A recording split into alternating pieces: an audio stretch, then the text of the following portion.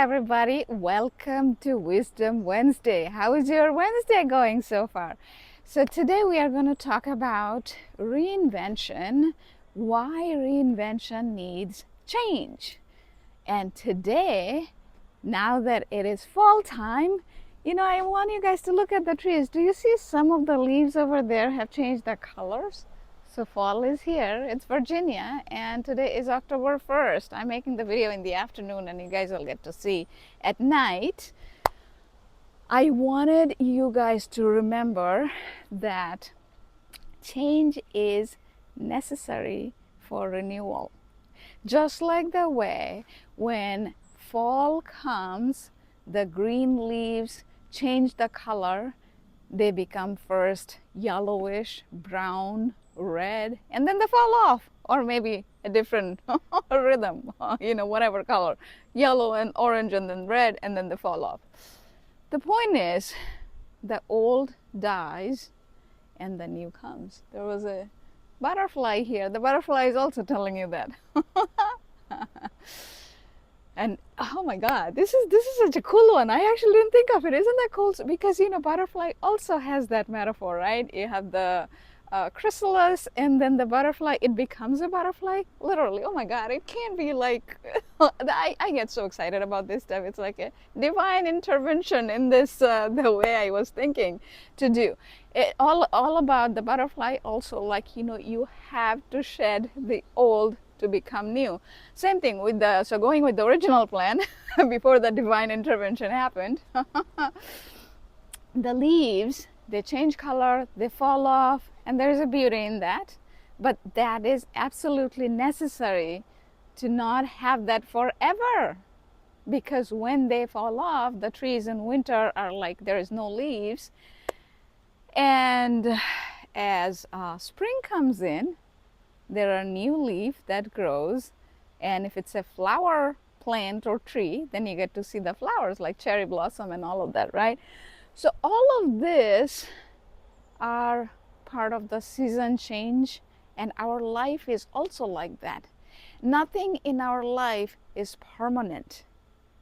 We kind of try to hold on to things, but guess what? We cannot hold on to anything. I cannot hold on to this moment even if I want to, right?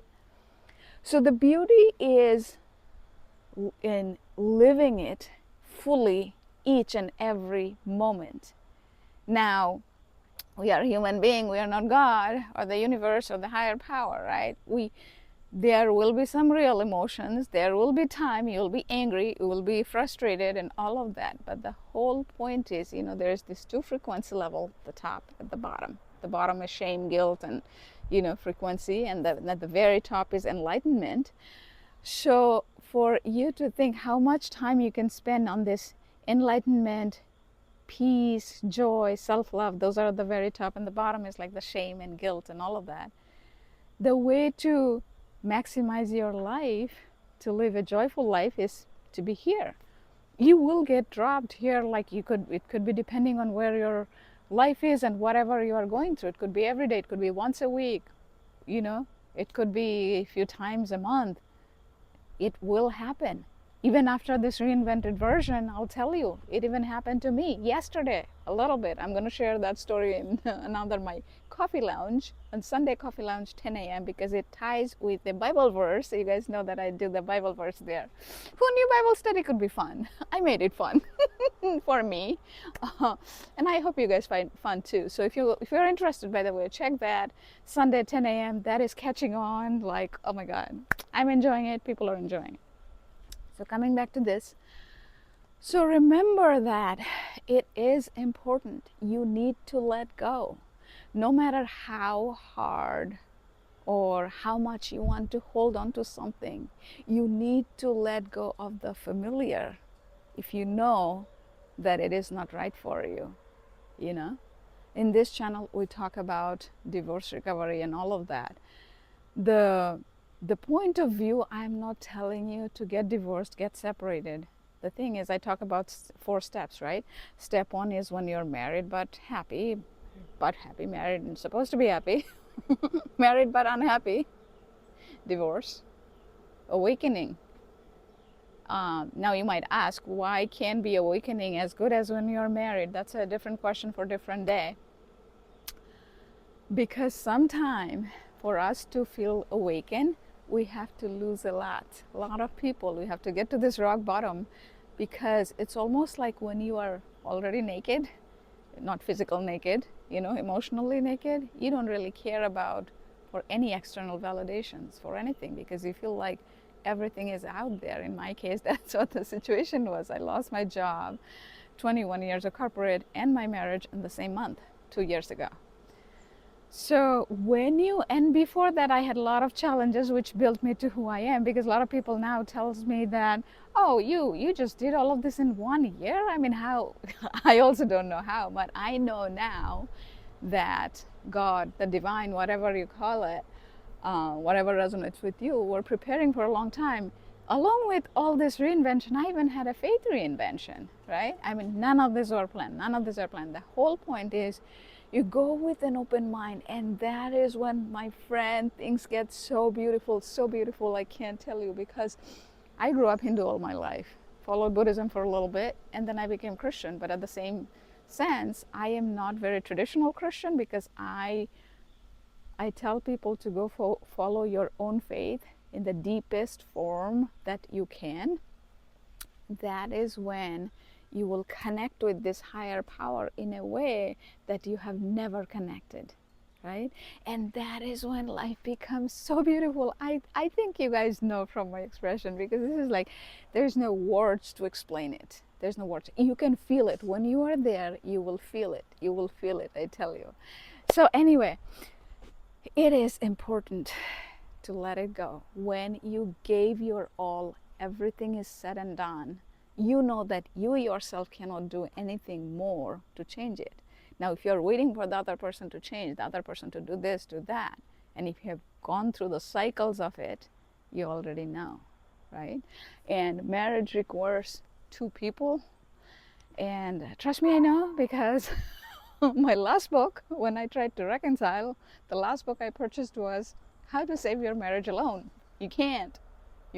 Now I laugh about it, but at the time I did not. Because another thing is, in this situation when divorce and all of that happens, oh, okay, I was thinking I'm going to fall off the stairs. That's why it's not going too much here, but the stairs are way further, so I won't fall.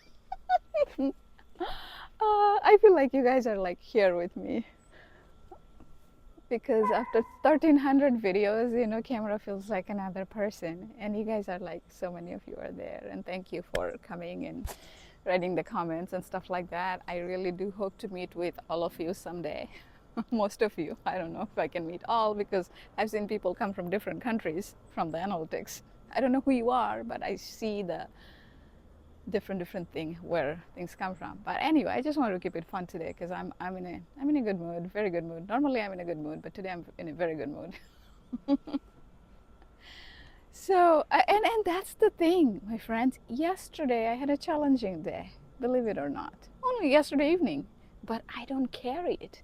And it is, the interesting part is, it's not just about divorce and things like that. What we have to learn as we practice is like, you can let go of the moment, and you learn to let go of the yesterday, right? Yesterday evening I was crying, and it was a real challenging moment, and I actually posted the story, not that whole story, but yesterday was like, I got a yeah, I mean, if you're interested, look it up in LinkedIn. Today I posted, I had meetup person thanking me. I was sending coaching information to a client who was having a hard day, and then a YouTube person who's been following my journey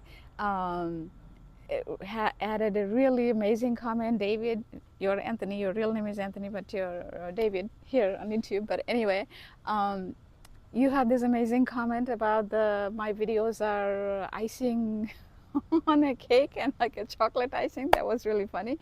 So that happened this morning. That gave me the nudge to share. At the same time, and I finished my first version of The Grateful After Goodbye, which is going to be the book one of my 3-part Midlife Reinvention book series. And there will be 5 more revision after that before I publish it. My goal is to publish the Kindle version end of this month, and the paperback maybe next month before Thanksgiving if I can. We'll see.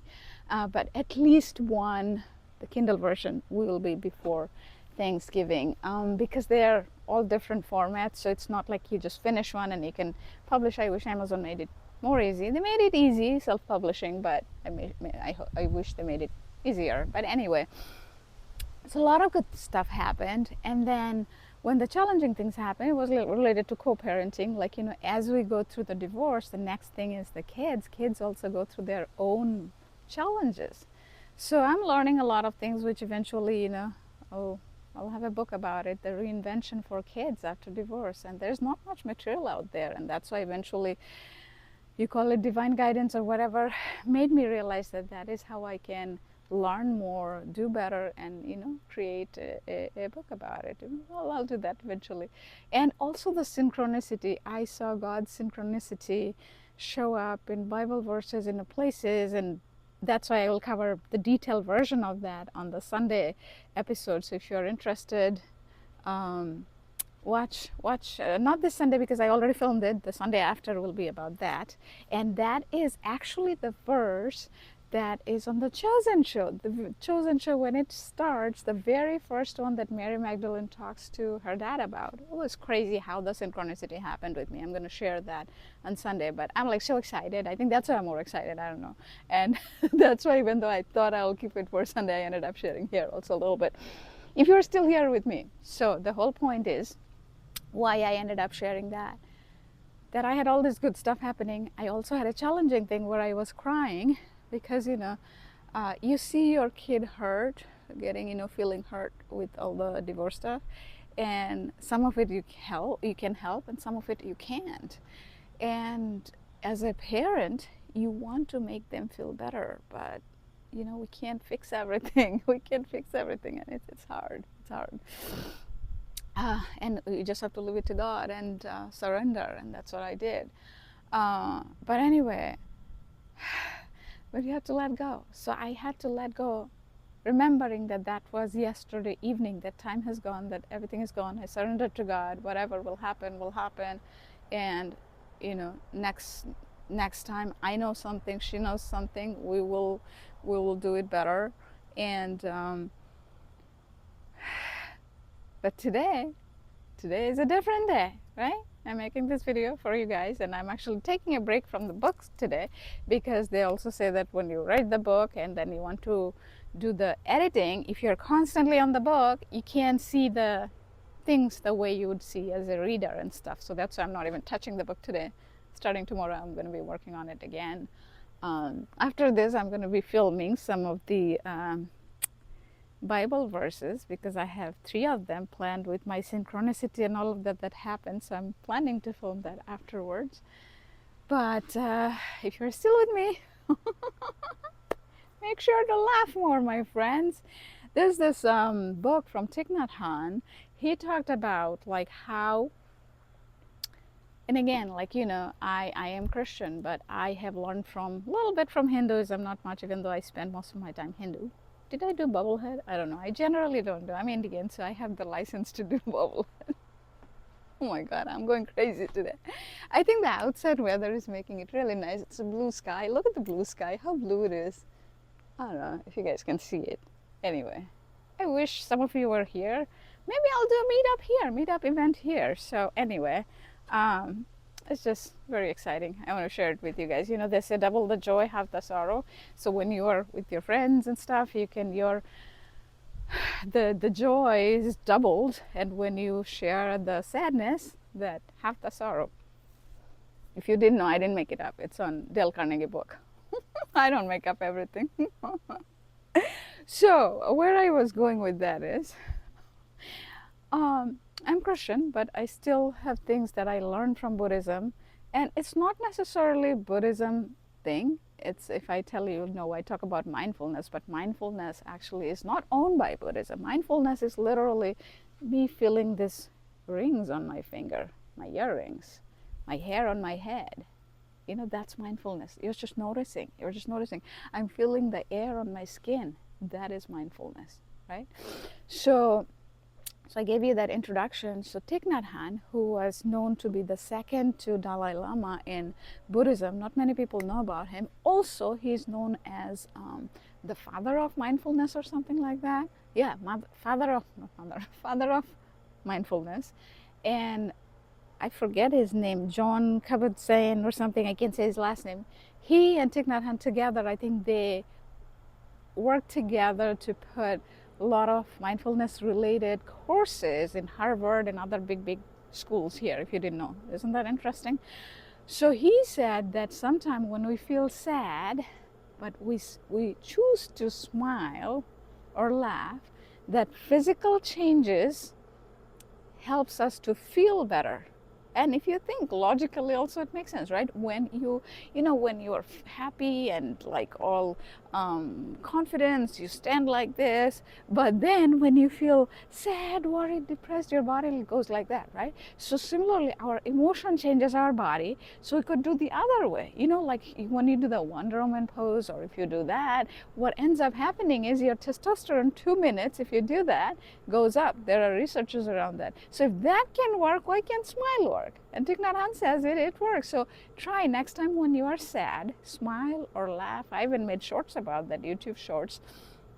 Just play some funny videos on YouTube, right? Some comedian, or if you think I'm comedian, feel free to play this video. I smile and laugh quite a bit here and there. So that will make you happy. That will get you out of that zone. You'll be able to let go, even if it's not fully, for a little bit, you'll be able to let go. And reinvention happens. And reinvention is not one-time event. It's not a flip a switch. You'll have to keep doing it, keep doing it, keep doing it. More you do it in a day, faster it will be. So if you do every day an hour-long practice, in 3 months it'll be there.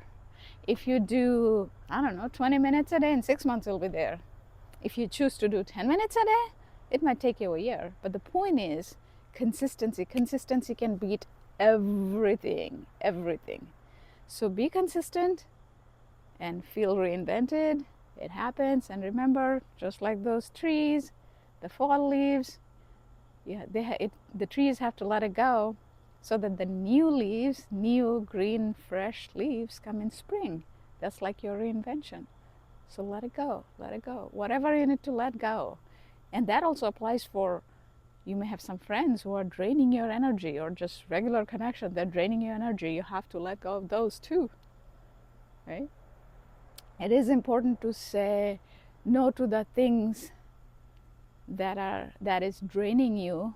As important it is to say yes to the things. They say it's harder to say yes, but it is equally harder to say no. But when you can say no to the things that don't serve you, you will be able to keep getting into that reinvented zone. Remember the inner coach, inner critic? I used to talk about it last year a lot.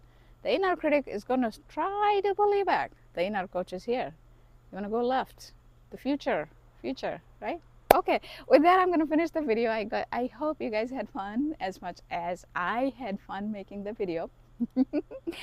Okay, so I am going to share the next video on Wednesday. By the way, to keep you guys updated, and if you're still watching this video, my longer series, I'm changing a little bit. Wednesday night will be Wisdom Wednesday as usual, and Sunday 10 a.m. if you started watching it. The Bible verse, which is, I share those timeless stories, and I tell you guys to share how you connect with them too. I share how it connects with me in my daily life. I'm no expert, but I'm learning, so I'm sharing, and I'm just enjoying that journey. Monday and Thursday, Monday I still have the Thankful Thursday at night at 8 p.m. And Thursday, I have Grateful Thursday at 8 p.m. Those I'm going to do mostly shorts, not the long form, because there's just too much on my plate. But I'm still going to be sharing those innovative way how you can do mindfulness practice, how you can do gratitude practice. The whole point is how you can integrate it with your day-to-day life so that you don't need another hour on your calendar to do meditation practice or gratitude practice, right? So with that, I'm going to finish the video. Please consider to share these videos and my journey with others, because if it helped you, it might help someone else too who is walking through this dark journey. Give me a thumbs up and write a comment. Subscribe. Don't forget. I'll see you later. Bye. Take care.